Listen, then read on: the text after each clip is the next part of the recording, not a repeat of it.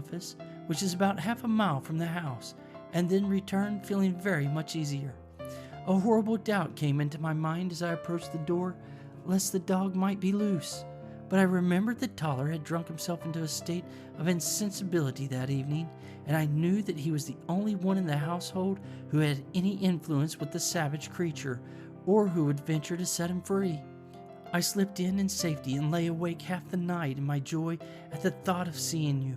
I had no difficulty in getting leave to come into Winchester this morning, but I must be back before 3 o'clock, for Mr. and Miss Rucastle are going on a visit, and will be away all the evening, so that I must look after the child.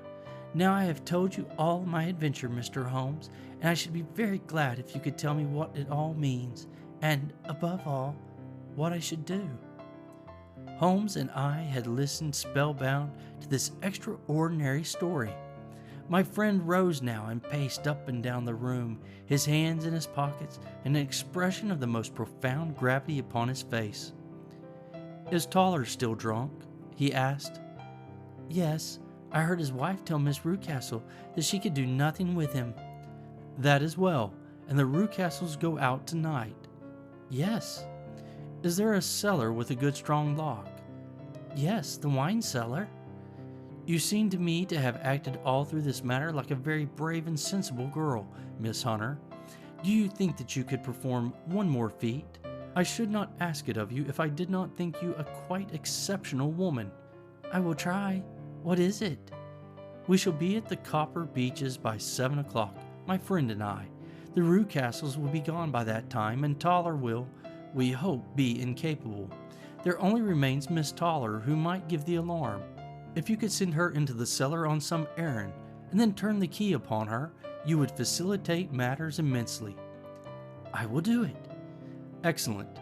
We shall then look thoroughly into the affair. Of course, there is only one feasible explanation. You have been brought there to personate someone, and the real person is imprisoned in this chamber. That is obvious. As to who the prisoner is, I have no doubt that it is the daughter, Miss Alice Rucastle, if I remember right, who is said to have gone to America.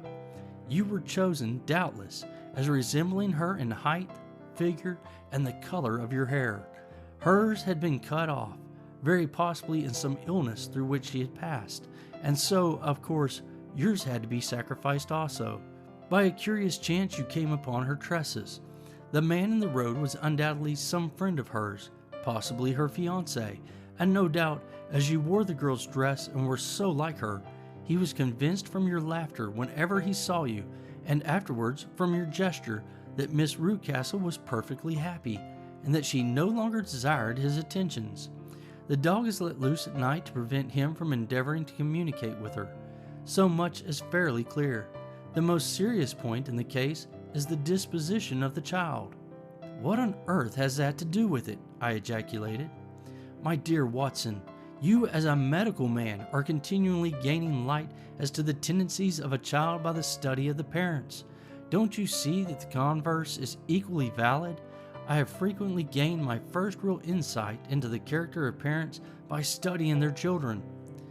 This child's disposition is abnormally cruel, merely for cruelty's sake, and whether he derives this from his smiling father, as I should suspect, or from his mother, it bodes evil for the poor girl who is in their power." "I am sure that you are right, Mr. Holmes," cried our client.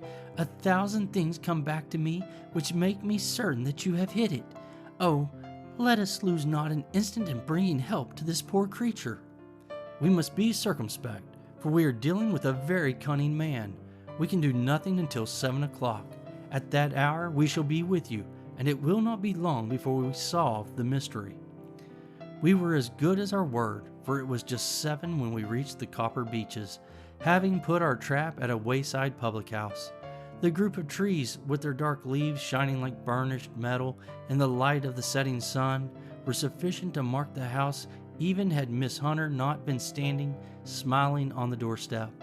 "Have you managed it?" asked Holmes. A loud thudding noise came from somewhere downstairs. "That is Miss Toller, in the cellar," said she. "Her husband lies snoring on the kitchen rug. Here are his keys, which are the duplicates of Mr. Rucastle's." "You have done well indeed," cried Holmes with enthusiasm. "Now lead the way, and we shall soon see the end of this black business." We passed up the stairs, unlocked the door, followed on down a passage, and found ourselves in front of the barricade which Miss Hunter had described. Holmes cut the cord and removed the transverse bar. Then he tried the various keys in the lock, but without success. No sound came from within, and at the silence Holmes' face clouded over. "I trust that we are not too late," said he. "I think, Miss Hunter, that we had better go in without you. Now, Watson, put your shoulder to it, and we shall see whether we cannot make our way in." It was an old rickety door, and gave at once before our united strength. Together we rushed into the room. It was empty. There was no furniture save a little pallet bed, a small table, and a basket full of linen. The skylight above was open, and the prisoner gone. "There has been some villainy here," said Holmes. "This beauty has guessed Miss Hunter's intentions and has carried his victim off." "But how?" "Through the skylight.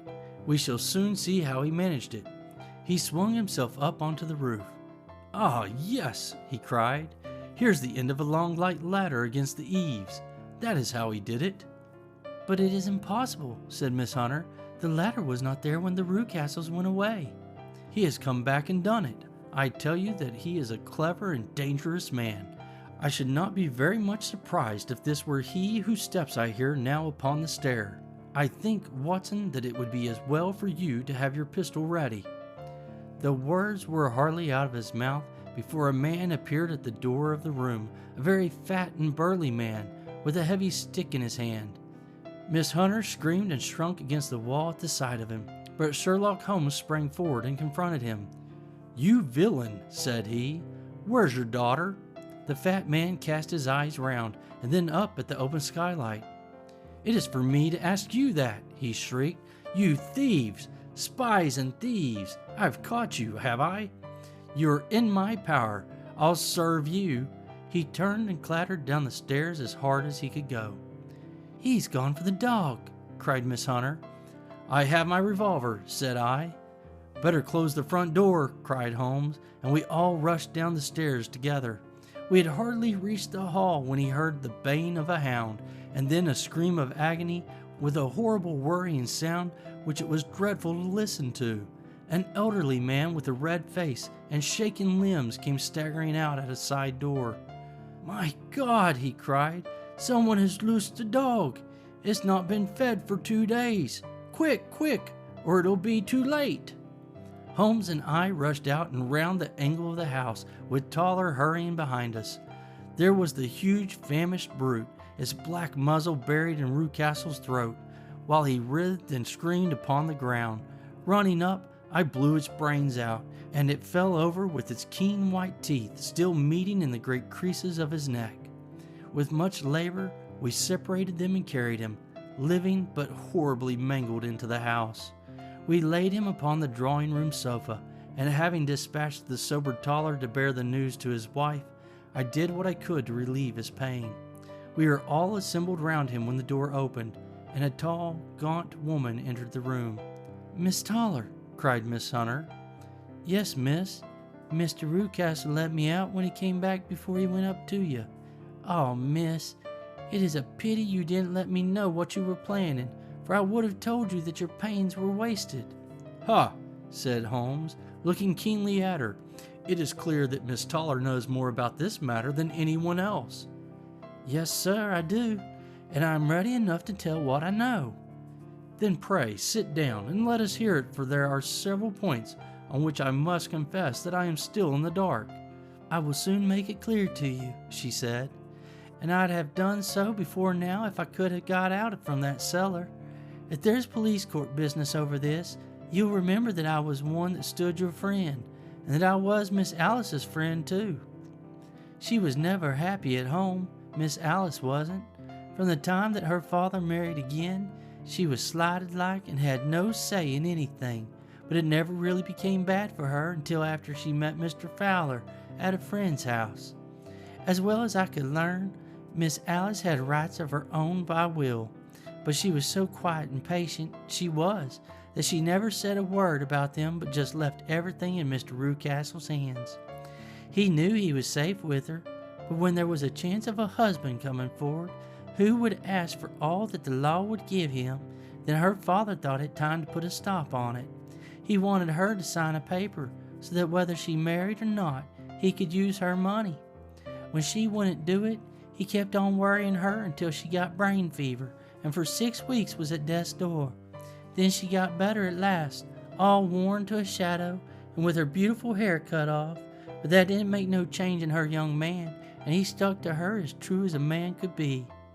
"Ah," said Holmes, "I think that what you have been good enough to tell us makes the matter fairly clear, and that I can deduce all that remains. Mr. Rucastle then, I presume, took to this system of imprisonment." "Yes, sir." "And brought Miss Hunter down from London in order to get rid of the disagreeable persistence of Mr. Fowler." "That was it, sir." "But Mr. Fowler, being a persevering man, as a good seaman should be, blockaded the house, and having met you, succeeded by certain arguments, metallic or otherwise, in convincing you that your interests were the same as his." "Mr. Fowler was a very kind-spoken, free-handed gentleman," said Miss Toller serenely, "and in this way he managed that your good man should have no want of drink, and that a latter should be ready at the moment when your master had gone out." "You have it, sir, just as it happened." "I'm sure we owe you an apology, Miss Toller," said Holmes, "for you have certainly cleared up everything which puzzled us, and here comes the country surgeon and Miss Rucastle. So I think, Watson, that we had best escort Miss Hunter back to Winchester, as it seems to me that our locus standi now is rather a questionable one." And thus was solved the mystery of the sinister house with the copper beeches in front of the door. Mr. Rucastle survived, but was always a broken man, kept alive solely through the care of his devoted wife. They still live with their old servants, who probably know so much of Rucastle's past life that he finds it difficult to part from them. Mr. Fowler and Miss Rucastle were married, by special license, in Southampton the day after their flight, and he is now the holder of a government appointment in the island of Mauritius. As to Miss Violet Hunter, my friend Holmes, rather to my disappointment, manifested no further interest in her when once she had ceased to be the center of one of his problems, and she is now the head of a private school at Walsall, where I believe that she has met with considerable success. The end.